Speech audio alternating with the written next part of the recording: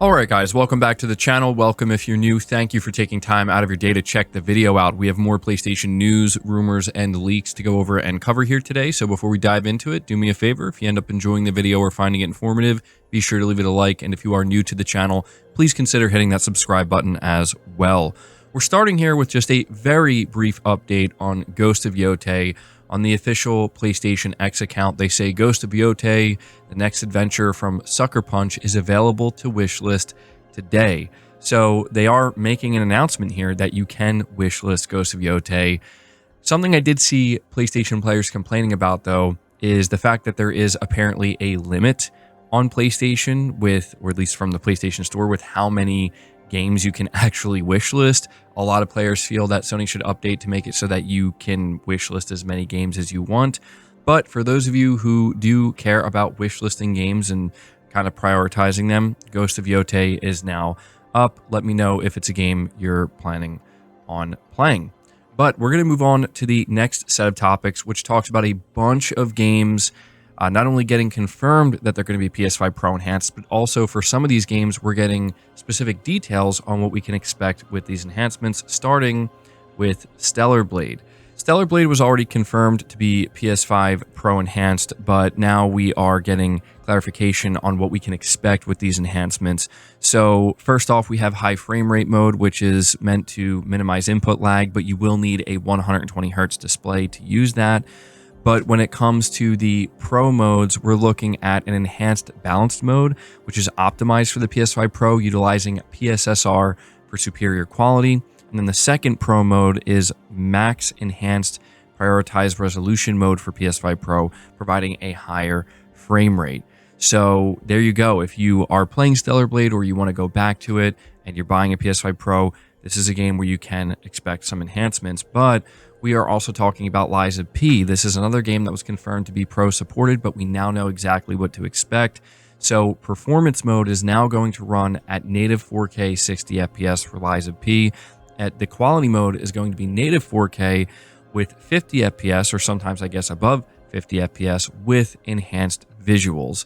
So overall, it sounds like these two games are going to turn out pretty good when it comes to their PS5 Pro enhancements. But on top of that, we have another AAA game confirming it's going to support the PS5 Pro, that being Dead Island 2.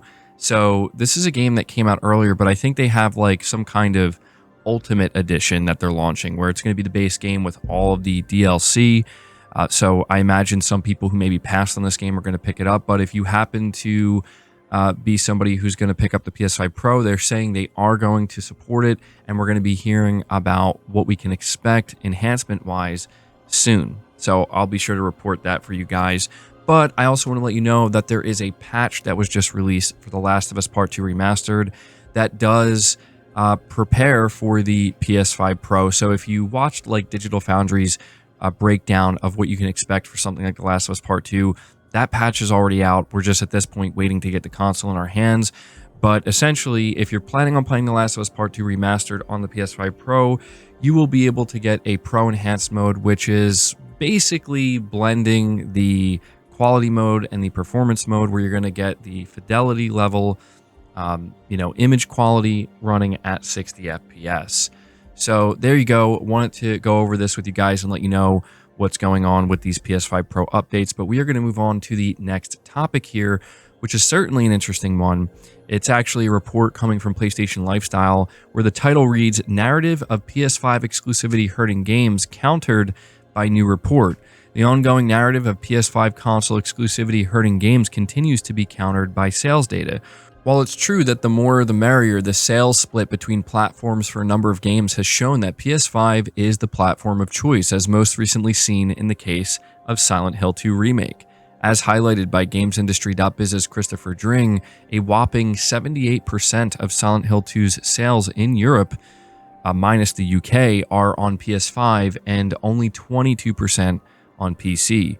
Europe is just a piece of the global pie, but these figures, which include both physical and digital, aren't exactly minuscule. Some players have theorized that Silent Hill 2 sold less on PC because of its high-spec PC requirements, but that doesn't negate the massive split here. Recently, Square Enix released Final Fantasy XVI on PC after admitting that the game saw lackluster sales. Many theorized that PS5 exclusivity hurt Final Fantasy XVI sales, but the game's PC launch wasn't anything to write home about either. There are plenty of arguments to be made about why Final Fantasy XVI was not a massive hit on PC, but the point here is that exclusivity isn't necessarily hurting sales. On top of that, it says Stellar Blade Studio Shift Up is currently gearing up to release the game on PC. It remains to be seen how well it does on a platform where full-priced games aren't exactly an easy sell. So this is worth covering because you're not going to see a lot of people talk about this. You're going to see a lot of people just completely overlook this data and never acknowledge it because it doesn't feed the narrative that most people want to continue to push, which is that if Sony signs a game exclusively, then that's just simply a bad thing. That game is doomed. It's not going to sell well enough, and the publisher's making a huge mistake because they're going to miss out on all these sales if they were to just also release the game on Xbox. But what's interesting about Silent Hill 2 Remake specifically is that it is technically a multi-platform game. It's releasing on more than one platform. It's not just exclusive to the PS5. It's also released at the same time on PC. But as we can see, at least based off of this slice of data, which is the only data as of right now we have to go off of, and we'll continue to monitor it, the overwhelming majority of sales were on PS5. Now, the article does speculate maybe it had to do because of the high PC spec requirements, but even if that's true, it just goes to show why more people, or at least some people, are going to choose console over PC because of instances like this, where it's like, maybe if I had a PC that could run this game, I would play it, but I don't, right? And I could just buy a PS5 for $500. And I mean, look, I've been playing the game on PS5. I've been playing it in the performance mode, and it looks and runs really well. I mean, there are some issues. It's not perfect, but overall, I'm impressed with how good the game looks, right? So it's just another one of these situations where you're really only going to see the big headlines and the rage bait videos made when there's potentially bad news, right? Where it's like, oh, the game isn't doing as well, and it's PS5 exclusivity is killing the game, so on and so forth. But you won't see people really acknowledge the fact that we have data for a new PlayStation 5 console exclusive where the overwhelming majority of sales, over 75%, were for PS5. So there you go. Just thought I would go over this with you.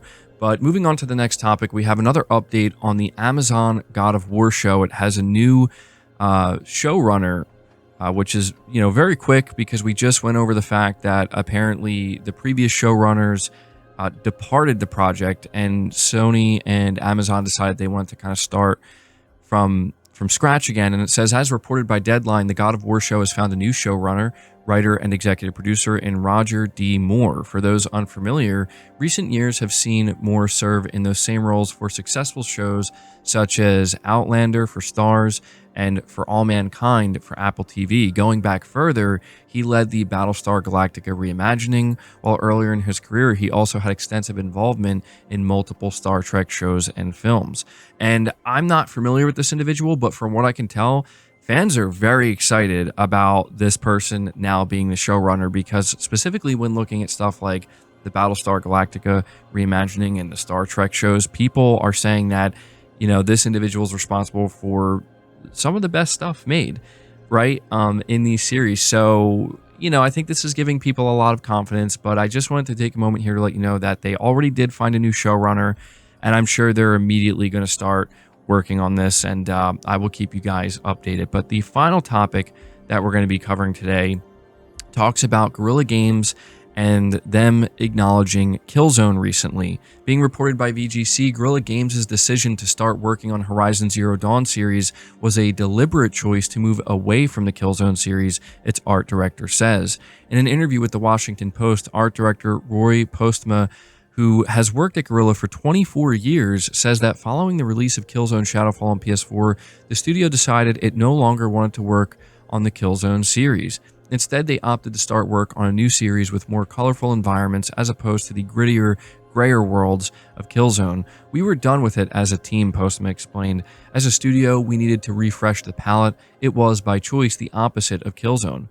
Postma also suggested that the more diverse nature of the Horizon games means it appeals to a wider audience. I think the themes that the story and the characters represent are relatable for all ages and people, like having a found family of friends and finding your place in the world, he said. So a lot of people are taking this as a indirect confirmation that Guerrilla will not be going back to Killzone ever. And to be honest, that's probably true. I don't think that's necessarily surprising at this point in time. However, I do want to continue to monitor Guerrilla's work on the Horizon series, because I don't know if there's this disconnect or not, and we're going to find out as time goes on, especially when we get the sales data. The numbers don't lie. They won't lie, right? Is there this disconnect where I see a lot of people basically saying they're not interested in Horizon anymore, or they're kind of done with Horizon, or they feel like they just want to see Guerrilla move on from Horizon? But there's also this kind of, this idea that, well, Horizon, the 2 games we got sold incredibly well, and there doesn't seem to be any indication sales-wise that people are ready to move on from this. So therefore, you can kind of understand why Guerrilla's like, well, rather than move on from it, let's just keep going and do more. But, there is always the risk that they could do too much, that they could run it to the ground and could become oversaturated, and it could overstay its welcome ultimately. So we'll have to kind of monitor that. But I hope at the end of the day, Sony does do something with Killzone in the future. If not with Guerrilla, you can't force them to do it. I mean, I guess you could, but it wouldn't be wise. License the Killzone IP out to another team, a team that maybe wants to work on it and do something with it and get the green light from Guerrilla. That would be cool. I know that there are a lot of Killzone fans and a lot of people who played the Killzone games that would just like to see Sony do something, even if it's just like a remaster collection or something like that, right? But there you go. Wanted to cover this and let you know what's being said by Guerrilla. But that's going to do it for the video. Hope you enjoyed it. Hope you found it informative. If you did, leave it a like. Subscribe if you're new. Hit the bell notification icon. And feel free to share the video out on top of all that. But until next time, guys, take care.